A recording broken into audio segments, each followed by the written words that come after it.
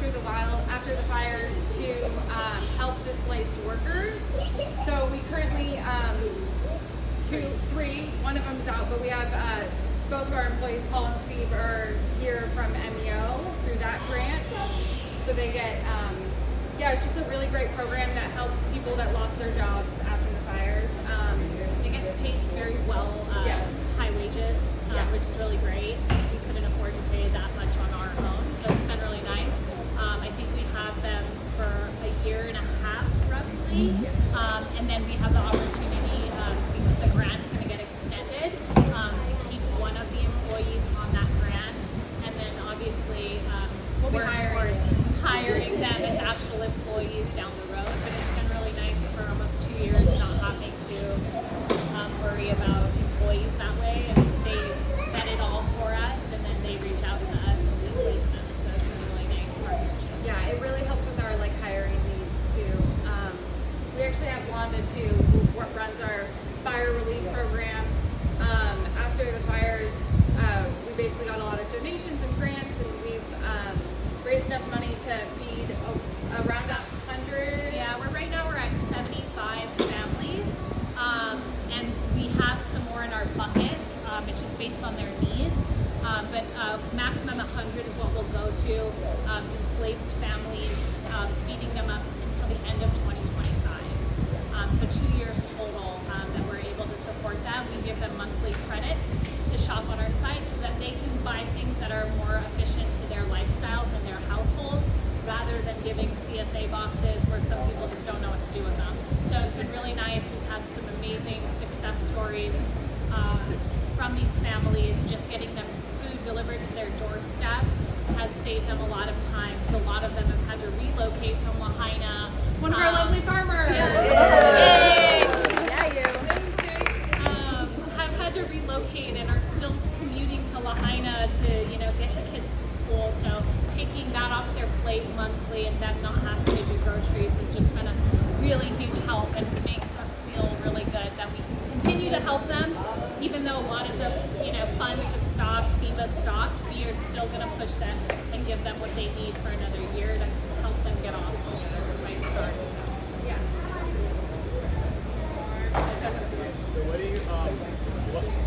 So what do you use for order fulfillment? Like what software or program? We're on LFN, Local Food Marketplace.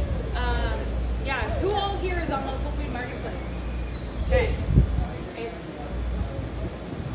It's fun. So what are you using to pack your orders? We use our packing lists. So we print a lot of stuff. Yeah. It's not my favorite thing. It is a cost. We've tried to use tablets, and people didn't like it. It's a heavy thing to kind of carry around and hold in the chill while trying to put things in bins. But we print our checklist for producer deliveries, and then we print checklists for producer deliveries with detail for each farm. So this has everything that the farm sold going to every customer. And that's why when we get stuff, Steve and Paul are experts at putting things in each person's bucket. And then we use the packing list when we're packing to just our final check that everything's in there. Yeah, we have 70 people that'll pick up here tonight, tomorrow, and then we have time on Saturday. We basically just opened up the hours for people to pick up. We found that work schedules, all sorts of schedules for people, everything changes. So we have this space, so 4 to 5 today, and then all day tomorrow, and then Saturday morning for an hour they can pick up. And it's become our biggest, opening that up to people has become our biggest location. It's grown so much. We now have 70 orders here.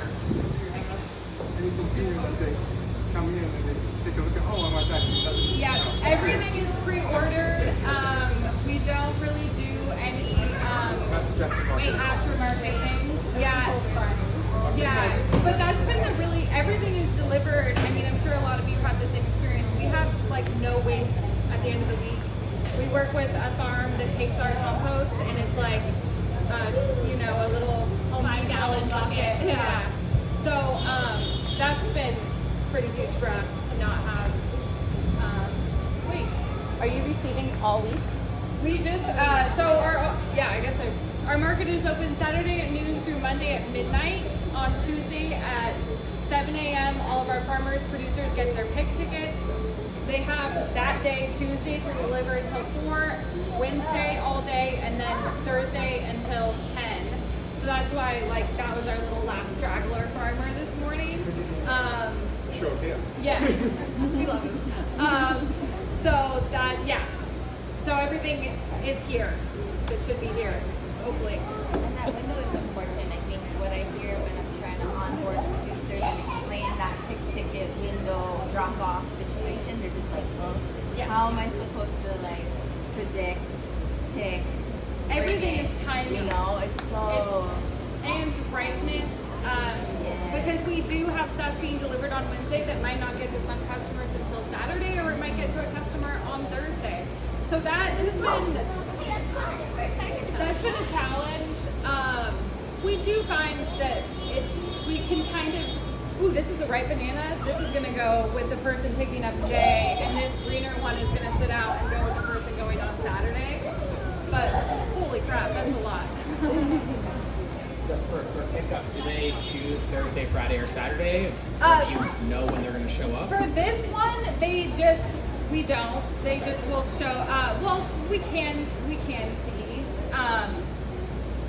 But so we can actually know if they're picking up Thursday, Friday, or Saturday for this location. All of our other locations are just one day, one time. Yeah. We have 5 locations. 5 locations, including Hana. We have a driver that goes out to Hana every week. That's a whole thing.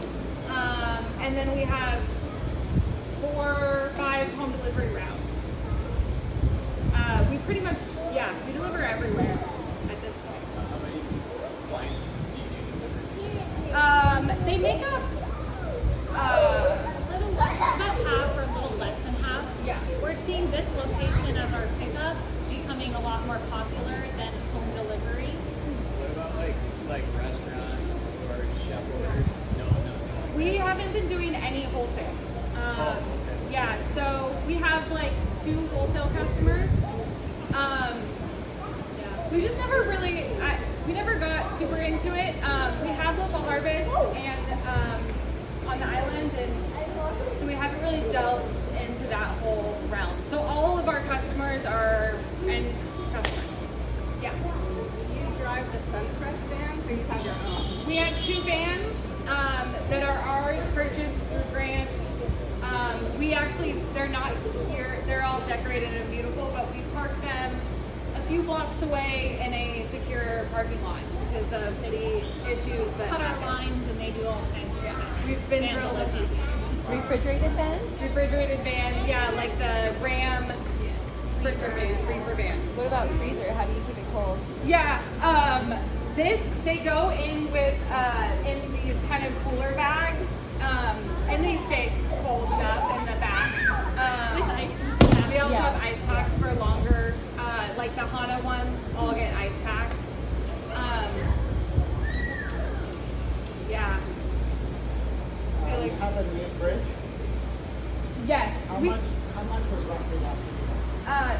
6,000 per fridge. Oh, the big one? The big one. What do you think? How's it going? I think, but we got it.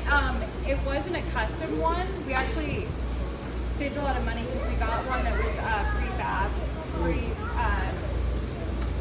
size. Because all of these can be customized. Yeah. If I may add Yes. on to that, we're looking into getting a cool bot. Did you have to get the refrigeration and condenser and everything separate, or was that included?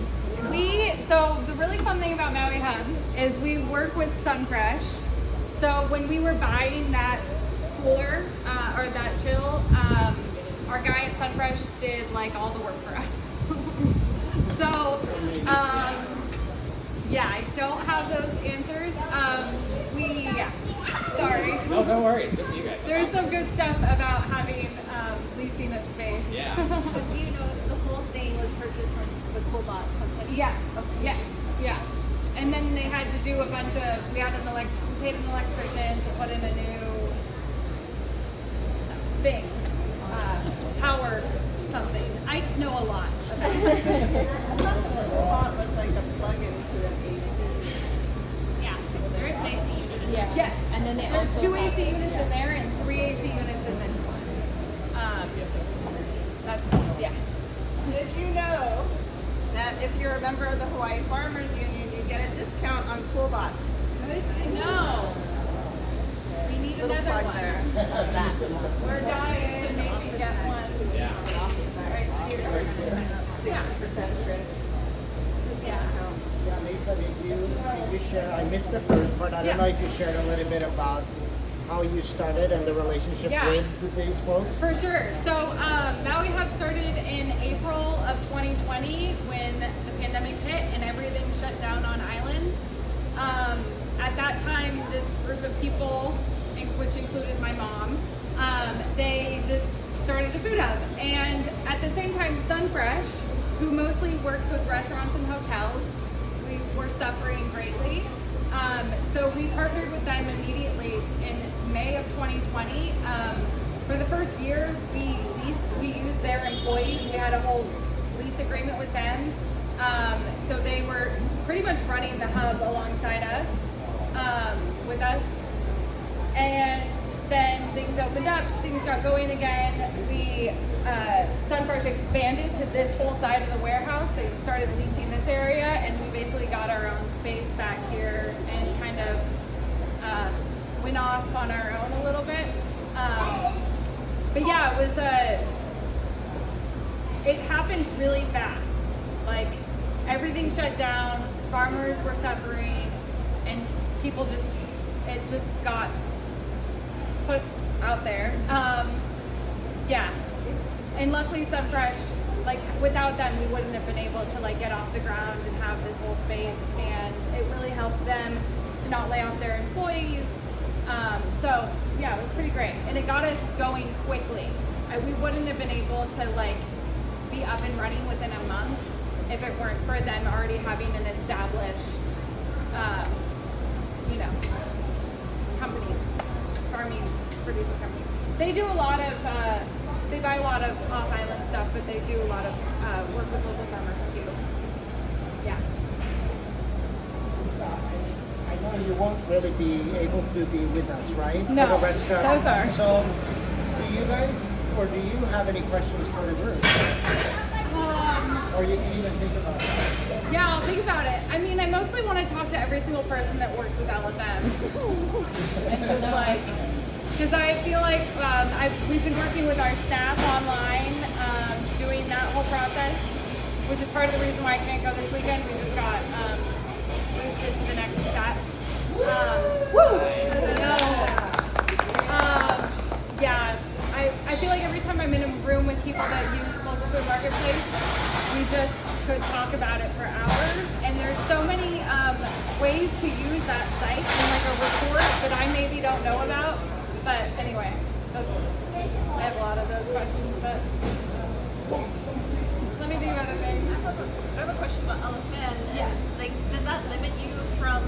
I'm just I don't understand how it works. Where you're telling the farmer their counts on Tuesday, and then they have to like bring it the next day. Is that basically what they're? Yeah.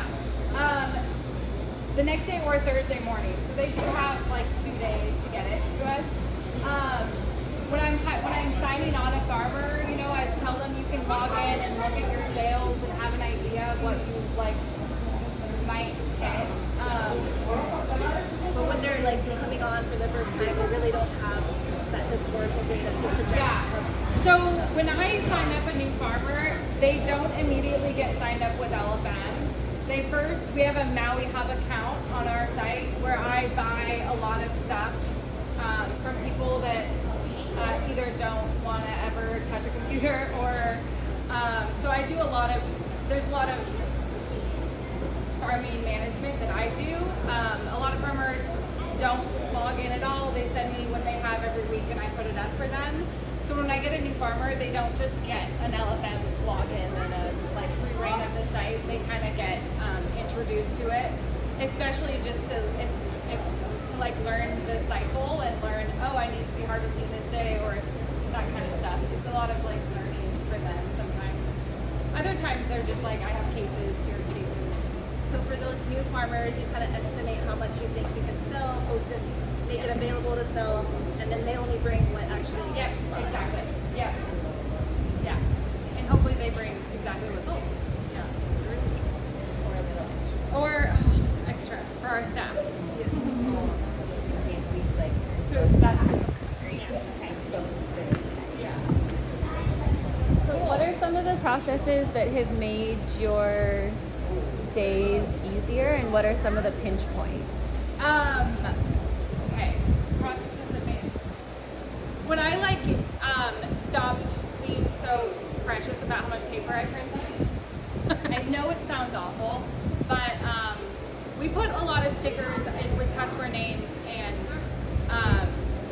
that just having those for them to put away, for us to put away items, is what we call it, like dropping items or putting items away into the customer bins. That just like relieved a lot of the stress of things. Our pinch points right now is space. Yeah, when we just all of it. Yeah. Yesterday when we had like pallets of stuff coming in that go into the chill, and then we're all trying to like weigh it, bag it. We our chills are at like, this is 280 feels really Can't go much further. can't go much further than that right now. Because we're seeing that growth, but it's Yeah. limiting us. And in the end, because we're such a small team, I think it causes us a lot more stress trying to figure out on a Tuesday where we're going to put each individual customer. We had to get really creative this week. And it's a little scary because we have everything in alphabetical order based on location. So once you kind of mess with that, it really then slows down the dropping process later on. So you're like, oh God, where is it? Oh wait, it's in that chill. It's in that chill because it was smaller and it fit into this corner. Yeah. So Yeah, and like we did it this way to save space. Before we were packing everything into our chills by farmer, which was like, and then the pickers would go around and grab each thing from each farmer for the pick list. And that we were over, I mean, it was high up, you couldn't grab the thing from up there. So this has been our solution to space, and it's still, we're bumping up against it.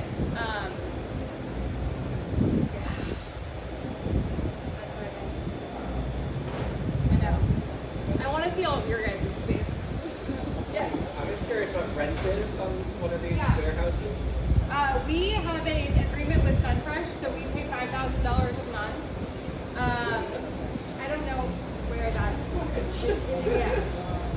Yes, it we get a is. lot of very amazing perks from We being with do. Sunfresh. We don't have to worry about forklifts, pallets. They really do help All us. of our ACs, they Everything's do all of that included. for us. So there is, everything's included in that 5,000. But yeah, Utilities are included in that? yeah. And we've been looking at like rents in additional spaces around the area, and it's like double of what we're seeing. And that doesn't include us having to get forklifts and running all of our own utilities and everything. So it's kind of scary because Sunfresh is also maxing out on space, and so we're hitting another challenge, but it hasn't been like forefront that we need to resolve it quite yet. But it's there, and it's making very apparent that we're going to have to come up with a resolution here soon for long-term growth and success of the hub. Great things to deal with, but also stressful because we're like, where are we going to get all this money from? So yeah, we'll figure it out when that time comes, but we're definitely aware of it. Because we only own outright that chill. This is Sunfresh's chill. So, we couldn't run a hub without the over there. What is Sunfresh? Like, what do they do? They're a wholesale restaurants, hotels mostly. They get like a lot of stuff from the mainland. But yeah, they're a distributor. Are they doing any of your aggregation Yes. for here yeah, too? they do. They help a few farmers aggregate with us. Yeah. Yeah.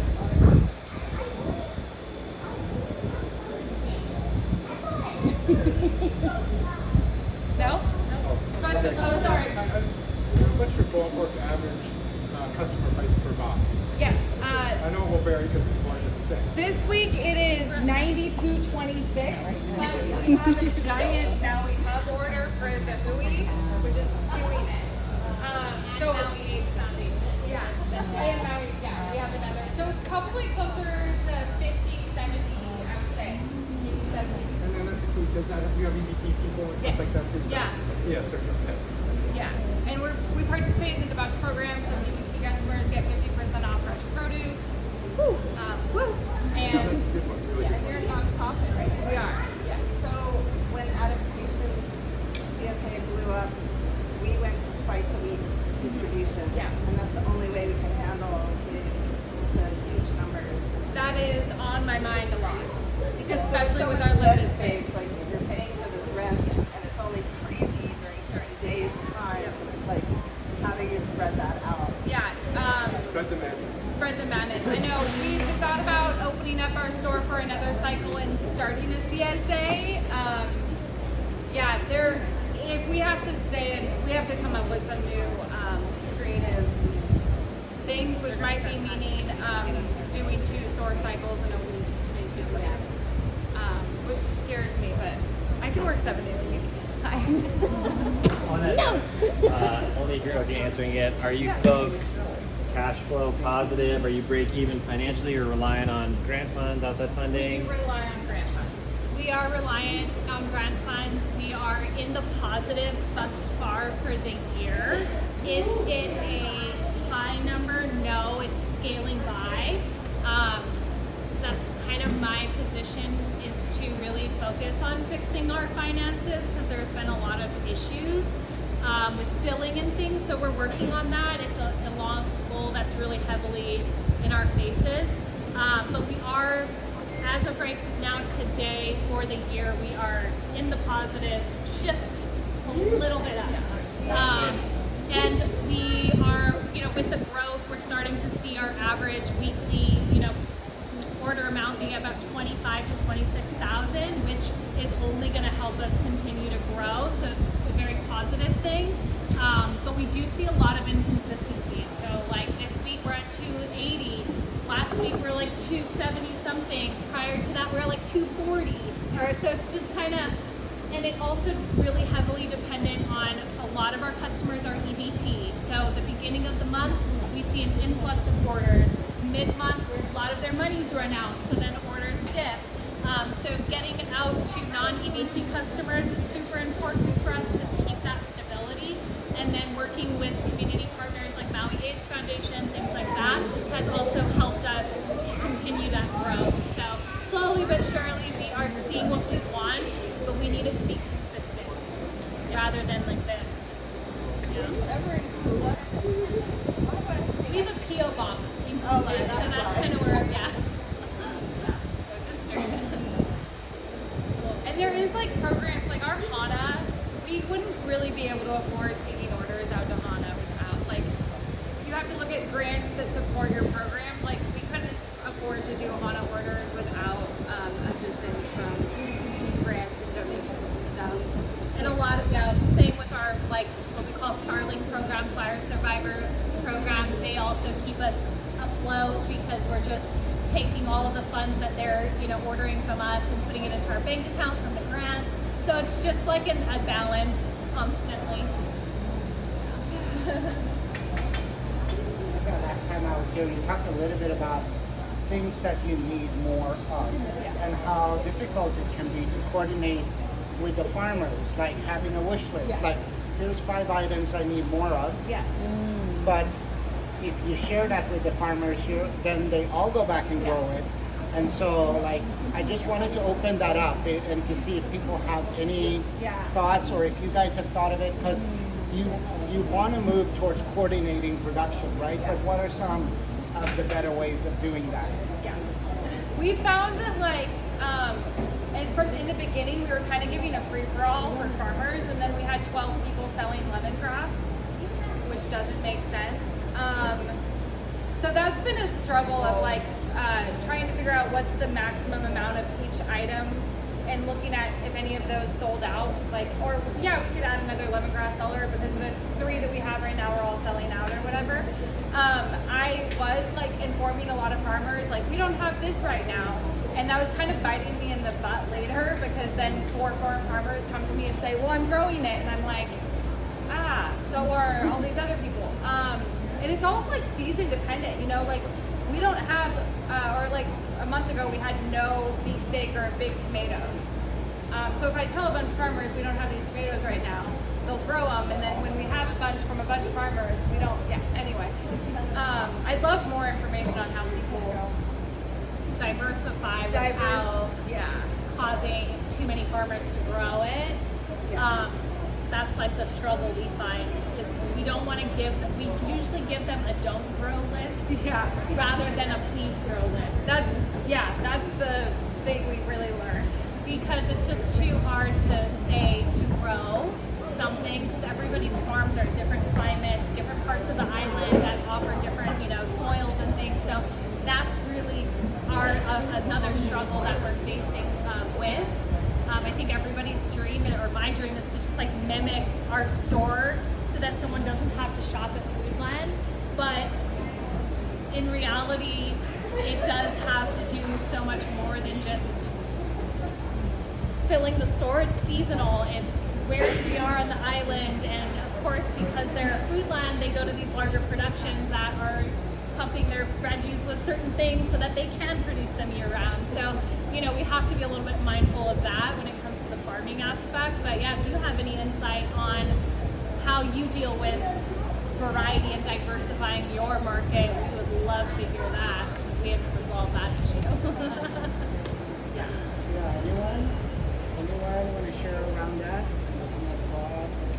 I don't know. I mean, we're still figuring that out too at Farm Link, but I think instead of broadcasting the list of like, here's what we need, is like really finding maybe a little, like 1, 2, or 3 in different microclimates like you're talking about, and like finding a key farmer like, hey, can you grow this for me in this amount? And Talking to one person, getting like 2 people so there's some redundancy or something. But yeah, beyond that, I don't know. It's hard. Similar. And like we put together a list of like what our customers have been asking us for a long time. So we have this like master list of in demand things, and so we do show producers when they ask us like, oh, what should we grow, and then we show it to them, and then, you know, because we also want them to grow stuff that they want to grow, and that will make sense in the space that they're growing it. So there's that love there for it. But then like, and then we work further with them, and we watch too, like, has this item come in at all since we've been telling these 10, 5, 20 people to grow us figs? Not really. So I'm like, okay, let's just try. So yeah, it's an ongoing thing.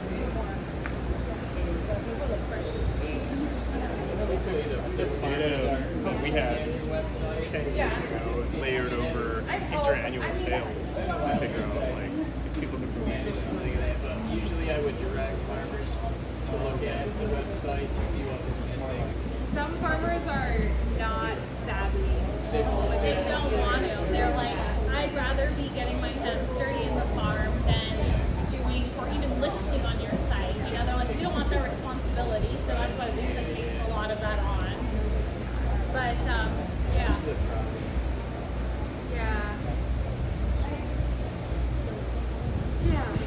So on that supply note, we found it's really important to have multiple suppliers of an item so that we have consistency, but also so if one supplier goes down, the others don't mind stepping in and filling in. There's less resentment.